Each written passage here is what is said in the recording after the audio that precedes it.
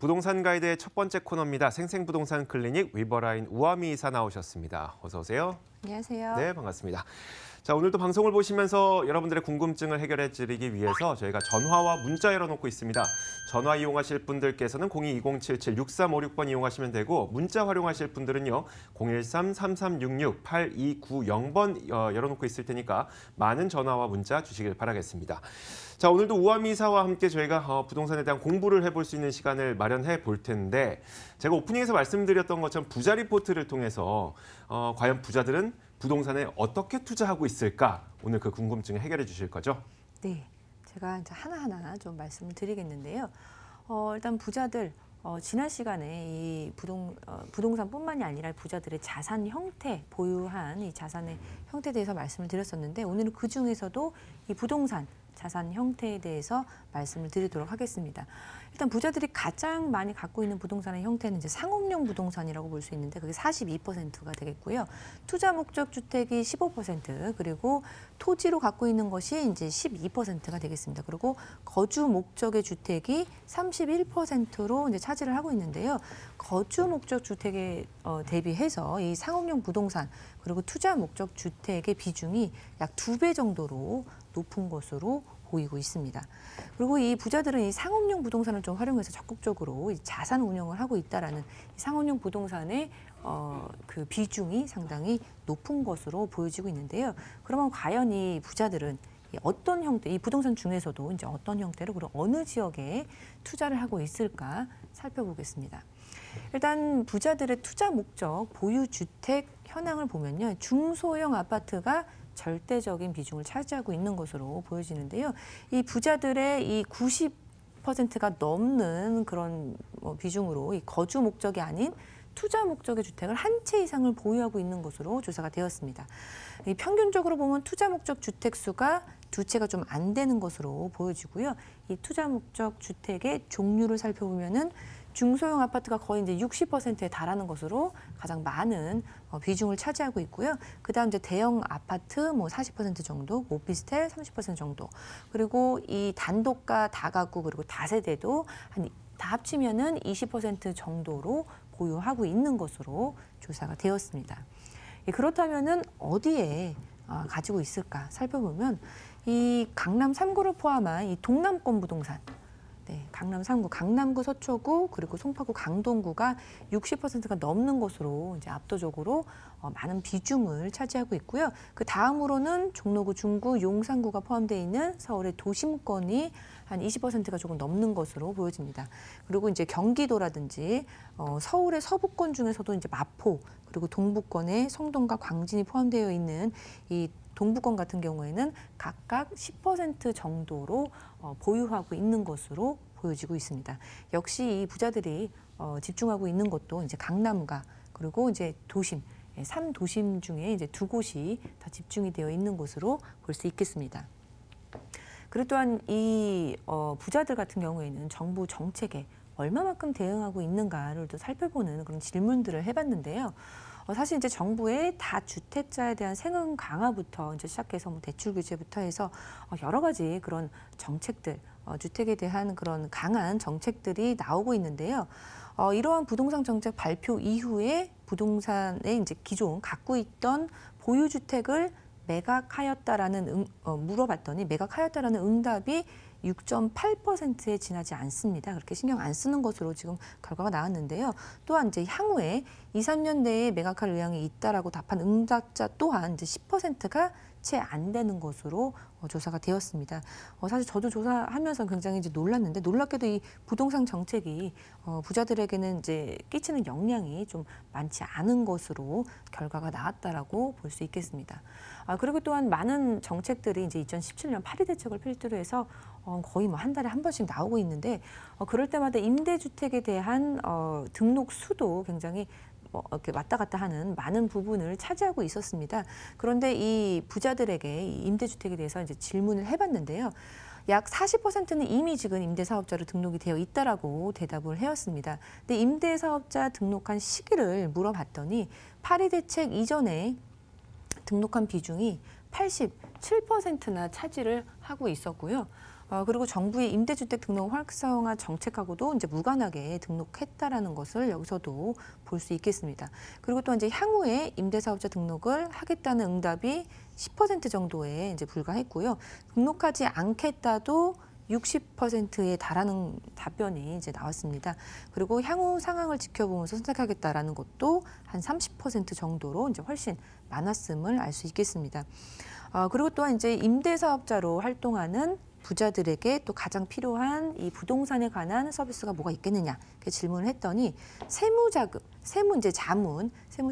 자문이 이제 50%가 좀 안 되는 것으로 가장 높게 나왔고요. 그 다음으로는 부동산 매매 관련 자문 그리고 임대차 관련된 그런 서비스도 이제 답이 나왔고 대출 서비스도 이제 마지막으로 이런 부분으로 서비스가 필요하다라고 대답을 하였습니다.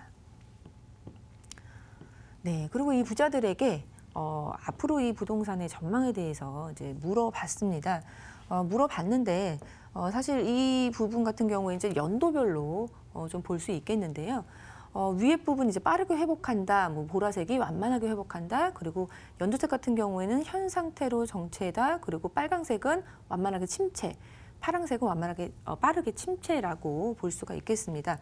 근데 부자들에게 물어봤습니다. 2018년도가 어떻게 될 것인지에 대해서 물어봤을 때 이 놀랍게도 이 결과론적으로 보면은 그때 부자들이 대답했을 때 40% 회복 그리고 그러니까 완만하게 회복 그리고 현 상태로 이제 간다라는 대답, 긍정적인 대답이 60%가 넘는 것으로 나타났었는데 결과적으로도 이 상승을 예측했던 결과가 맞았다라고 볼 수 있겠고요. 그렇다면은 2019년도의 대답은 어떤가라고 봤을 때 사실 이제 9.13 대책과 같은 이제 초강력 그런 정책들도 많고 많은 악재들도 쏟아지고 있는데요. 그럼에도 불구하고 여전히 이제 긍정적인 그런 대답을 많이 하였다고 이제 조사 결과가 나왔는데 한 54%가 긍정적인 시각이었고요.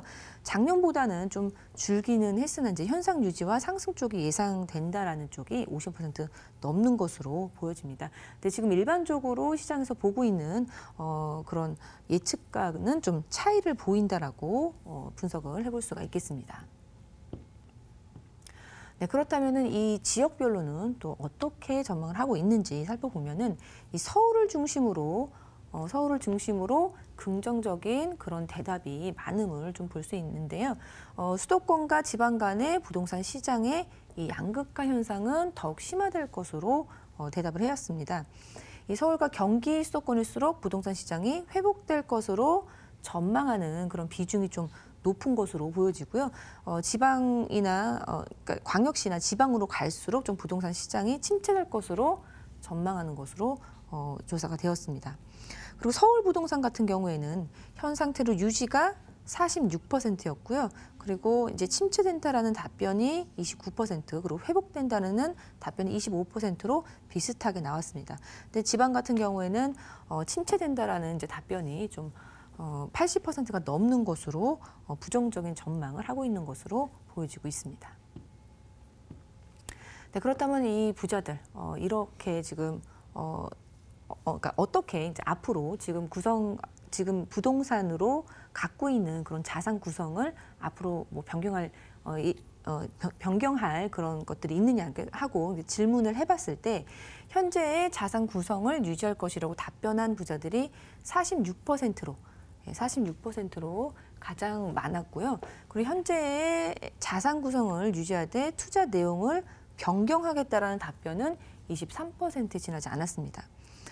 그리고 직전 조사에서 이제 현재의 자산 구성을 유지하겠다라는 답변이 43%였는데요. 그것하고 비교하면은 적극적인 자산 리밸런싱 계획이 이전보다는 좀 줄어든 것으로 미미하지만 좀 줄어든 것으로 보여지고요. 그리고 또한 이제 자산이 많으면 많을수록 10억에서 30억, 뭐 100억 이상으로 지금 그래프가 보여지고 있는데요. 자산이 많으면 많을수록 현재의 자산을 유지하겠다는 이 파란색 그래프가 좀 높아지는 것으로 볼 수 있겠습니다. 그리고 자산이 적으면 적을수록 이 현재의 자산 구성을 이제 변경해서 이 부동산의 비중을 좀 높이겠다라고 대답한 그런 그러니까 설문조사 결과를 말씀드리고 있습니다. 네, 그리고 이 부자들 주택에 대한 이제 투자 의향이 좀 급증하고 있는 것으로 보여지고 있는데요. 이 부자들의 보유 부동산 포트폴리오를 구성하는 것은 좀 한마디로 말씀을 드리면은 이 보라색 부분이 이제 상업용 부동산이라고 볼 수 있겠는데요. 상업용 부동산을 통해서 좀 안정적인 노후 자금을 마련하는 것으로 요약을 해볼 수가 있는데 그 안에서도 이 주택에 대한 투자 그런 의향이 조금은 늘어나고 있는 것으로 보여지고 있습니다. 2019년도에 부자들이 가장 투자하고자 하는 부동산 역시 예전하고 마찬가지로 비중을 보면은 이 상업용 부동산인데요. 점점 비중이 이제 낮아지는 것을 볼 수 있겠고요. 그에 비해서 이 주택가 그리고 아파트에 대한 투자의 그 비중은 좀 높아지는 것으로 보여집니다. 2년 만에 거의 이제 2배가 넘는 것으로 2배가 이제 증가한 것으로 보여지는데요. 지금까지 뭐 현금 창출형의 그런 상업용 부동산을 통해 안정적으로 수입을 올리고 있었는데 또 최근에 이제 부동산 가격 상승세에 따라서 이런 주택이나 아파트를 투자함에 따른 그런 자본 이득도 보려고 하는 비중이 늘어나고 있는 것으로 좀 분석을 해볼 수가 있겠습니다. 네. 자, 부자들이 부동산에 대해서 어떻게 생각하고 있는지 그리고 어떻게 전망하고 있는지를 잘 아셨죠. 부자들이 이렇게 생각을 하고 있기 때문에 여기서 힌트를 얻어서 우리도 부동산에 대한 투자 전략을 세우면 좋을 것 같습니다. 더 명확한 이야기를 듣고 싶으신 분들을 위해서 저희가 우아미 이사의 무료 세미나를 준비했거든요. 한번 만나보겠습니다. 우아미 이사의 무료 세미나 안내입니다. 이번엔 주제가 좀 바뀌었습니다. 노후자금 월세가 연금이다 라는 주제로 세미나를 열 예정이고요. 2월 9일 토요일 오후 1시에 열립니다. 참여를 원하시는 분들께서는 02-2077-6356으로 반드시 예약을 하신 이후에 참가를 하셔야 됩니다. 지금까지는 전망과 향방 이런 내용들에 대해서 세미나를 열어주셨다면 이번은 좀 주제가 바뀌었네요.